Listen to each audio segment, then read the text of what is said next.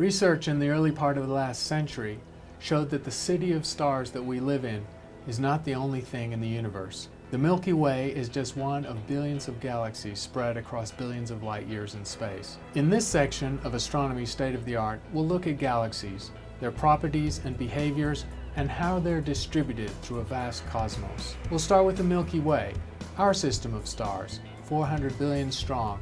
We'll look at the evidence for dark matter, initially coming from what are called rotation curves of galaxies, or maps of the way the stars rotate in a disk as you move further out from the center. In the center of our galaxy, infrared and radio techniques have revealed a dense star cluster that hides another huge surprise, a supermassive black hole several million times the mass of the Sun.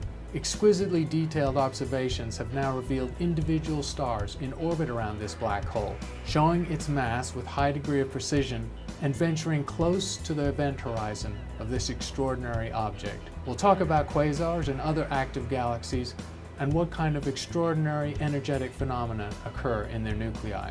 We'll look at the properties of galaxies in general, the different morphological types, spirals like our own Milky Way, giant ellipticals, and smaller irregular galaxies, and how we measure the distances to these galaxies and map out their positions in three-dimensional space. Also discovered early last century, the galaxies are all receding from us, a cosmic redshift that's an indication of the expanding universe. As surveys with large telescopes have grown to span hundreds of thousands or millions of galaxies, an exquisite filigree of large-scale structure is seen, on scales of hundreds of millions of light years. Galaxies are not randomly or uniformly distributed through space.